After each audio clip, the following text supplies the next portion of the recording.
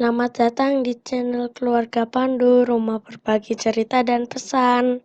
Halo sahabat keluarga Pandu, hari ini channel keluarga Pandu akan menyajikan informasi tentang Hagia Sophia yang berada di Istanbul, Turki, yang baru saja diubah fungsinya dari museum menjadi masjid.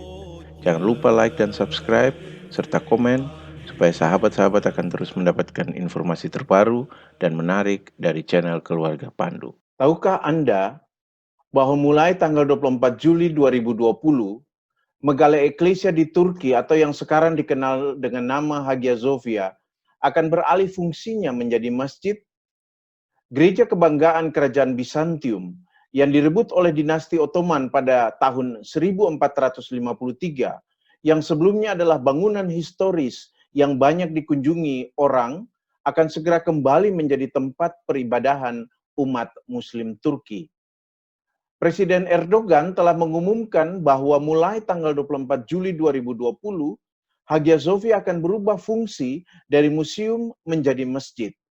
Mulai tanggal 24 Juli nanti, umat muslim dapat melakukan sholat Jumat di bangunan bersejarah tersebut.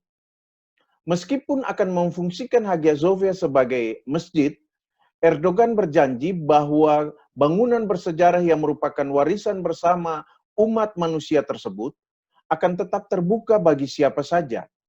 Erdogan berpendapat bahwa Hagia Sophia akan tetap menjadi bangunan yang merangkul semua umat beragama yang ingin mengunjungi Hagia Sophia, meskipun Hagia Sophia secara statusnya sudah berubah fungsi sebagai masjid. Menurut Presiden Erdogan, keputusan ini berkaitan dengan hak kedaulatan Turki. Dengan kata lain, karena Hagia Sophia ada dalam kedaulatan Turki, maka Turki memiliki hak penuh untuk memfungsikan Hagia Sophia sesuai dengan kedaulatan Turki. Usaha mengembalikan fungsi Hagia Sophia sebagai masjid sebenarnya sudah dilakukan oleh para pemimpin agama Islam di Turki sejak tahun 2013. Mereka berusaha untuk menghubungkan keinginan ini dengan semangat nasionalisme yang menemukan dasarnya pada pemerintahan Ottoman. Tetapi tahukah Anda bahwa ini bukan baru pertama kalinya Hagia Sophia berfungsi sebagai masjid?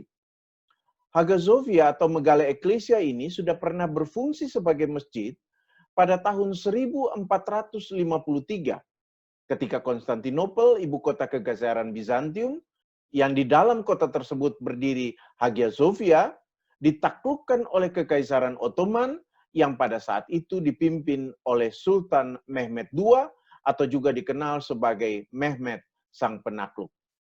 Sultan Mehmed II menjadi penguasa Kekaisaran Ottoman dari Agustus 1444 sampai dengan 1446 dan kemudian memerintah lagi dari Februari 1451 sampai dengan Mei 1481.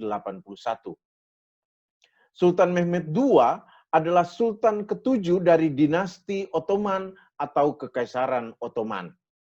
Setelah berhasil menaklukkan Konstantinopel dan Bizantium, Sultan Mehmed II memerintahkan agar Hagia Sophia diubah fungsinya menjadi masjid.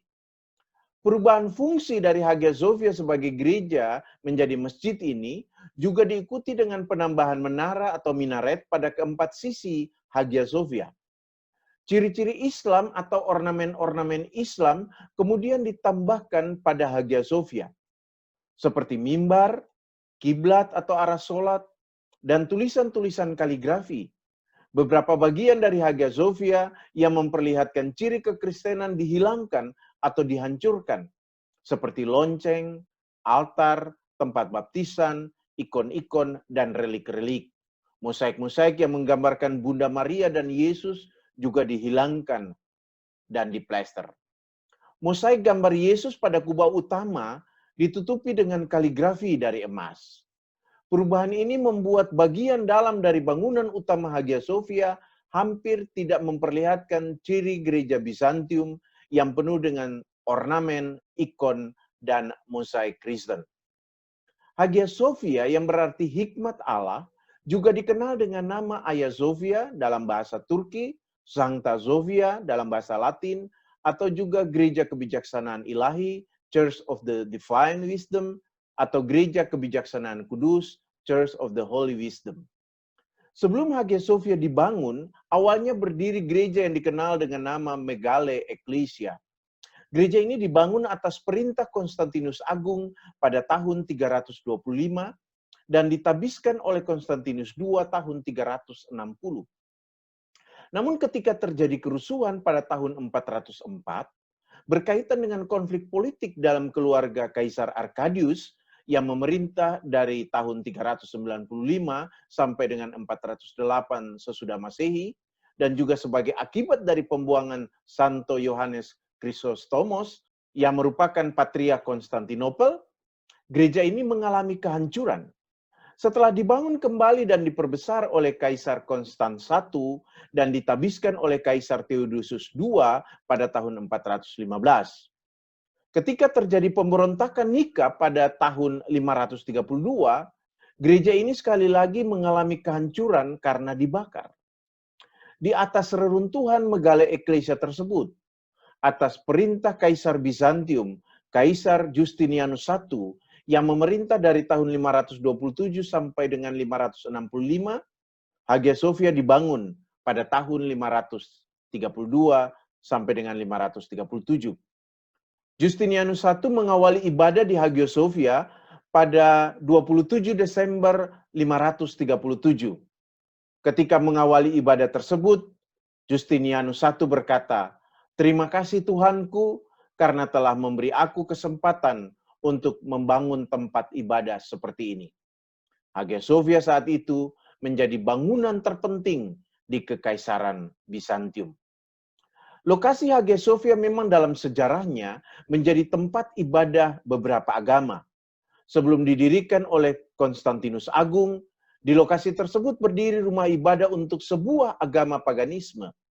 Setelah Hagia Sophia dibangun oleh Justinianus I, gereja tersebut menjadi gereja atau katedral dari Patriarkat Ekumenis Konstantinopel, secara khusus tempat peribadahan terpenting bagi kekristenan Ortodoks Yunani. Hagia Sophia pada abad ke-13 juga pernah berada di bawah kekuasaan Kekaisaran Romawi, dan karena itu menjadi tempat peribadahan kekristenan Katolik Roma. Ketika berada di bawah kekuasaan Romawi, Hagia Sophia mengalami beberapa kali kerusakan, tetapi kemudian diperbaiki setelah kembali dalam kekuasaan Bizantium. Begitu pula ketika ditaklukkan oleh pasukan Ottoman, Hagia Sophia sudah mengalami kerusakan di sana-sini. Kerusakan ini juga tidak dapat dipisahkan dari ulah orang-orang Venesia dan tentara Perang Salib. Hagia Sophia dijarah oleh orang Venesia dan tentara Salib pada Perang Salib keempat tahun 1204.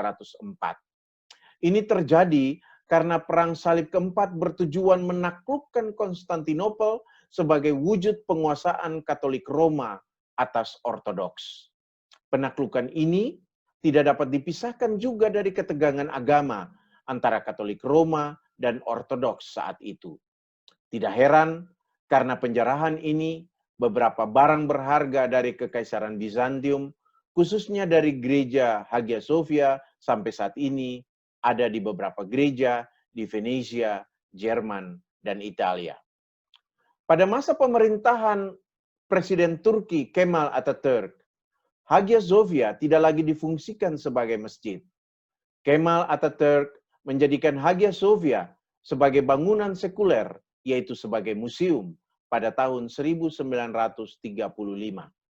Pada tahun 1985, Hagia Sophia ditetapkan sebagai salah satu situs warisan dunia oleh UNESCO.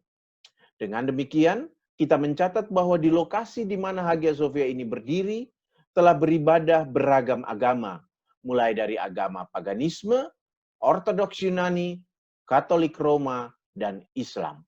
Jadi Hagia Sophia adalah saksi dari sebuah keanekaragaman beragama di tanah pemberian Tuhan.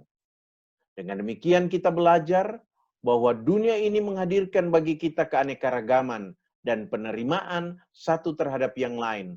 Tetapi manusialah yang membuat dunia ini terbagi-bagi dalam kotak-kotak identitas tertentu, terutama identitas agama. Benarlah apa yang dikatakan tentang cuius regio, eius religio, yang menjadi formula perdamaian dari pertemuan Augsburg tahun 1555. Kedudukan sebuah agama memang akan dipengaruhi oleh agama penguasanya. Kalau penguasanya beragama A, maka agama Allah yang akan berpengaruh di wilayah tersebut. Dalam konteks modern saat ini, penguasa itu tidak hanya ada di bahu seorang tokoh, tetapi juga pada sekelompok masyarakat yang merasa memiliki kekuatan dan pengaruh atas kelompok yang lain, termasuk kekuatan dan pengaruh kelompok mayoritas kepada kelompok minoritas.